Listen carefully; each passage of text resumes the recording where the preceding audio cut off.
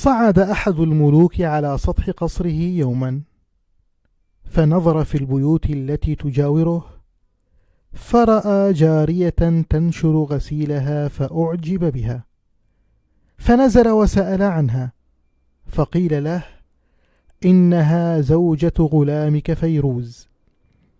فبعث إلى غلامه وطلب منه أن يأخذ كتابا ويذهب به إلى أحد الملوك ولا يرجع حتى يأتي بالجواب. فأخذ فيروز الكتاب ثم عاد إلى بيته. وفي الصباح ذهب فيروز من بيته متجها إلى الملك لإيصال الرسالة، وما كاد يخرج من البيت حتى ذهب الملك إلى بيته وطرق الباب، فقالت المرأة: من بالباب؟ قال: أنا الملك سيد زوجك. قالت: وما تريد؟ قال: ويحك، أنا الملك.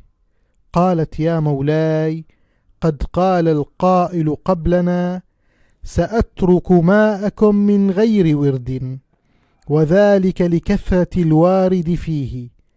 إذا سقط الذباب على طعام رفعت يدي ونفسي تشتهيه، وتجتنب الأسود ورود ماء إذا كان الكلاب ولغن فيه، ويرتجع الكريم خميص بطن ولا يرضى مساهمة السفيه. وألم تسمع قول القائل: قل لمن شفه الغرام بنا، وصاحب الغدر منا غير مصحوب.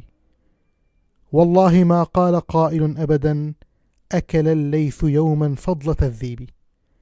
فلما سمع الملك هذا قفل راجعا يجر أذيال الخيبة، وبينما هو خارج إذ صادف غلامه فيروز عائدا إلى بيته لأنه نسي شيئا فرجع ليحضره.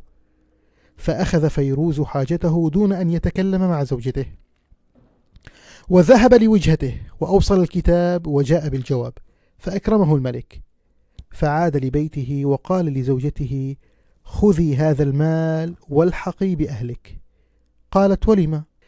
قال: لأن الملك أكرمنا، وأحببت أن يرى أهلك فضل الملك علينا. فذهبت لأهلها وطالت إقامتها عندهم، ولم يسأل فيروز عنها ولم يذهب ليحضرها. فجاءه أخوها وقال: يا فيروز، إما أن تأخذ زوجتك أو نقاضيك. قال: إن شئتم القضاء فافعلوا. فذهبوا إلى القاضي وهو في مجلس الملك، فقال أخو الزوجة: يا مولاي، قد أعطيناه بستانا جميل الأشجار طيب الثمار شديد الأسوار، فيه بئر ماؤه عذب، فأعاد البستان وقد استهلك الثمار وكسر الأشجار وخرب البئر وهدم الأسوار. فقال فيروز: والله لقد أعدته أحسن مما كان. قال أخوها: فاسأله لما أعاد البستان.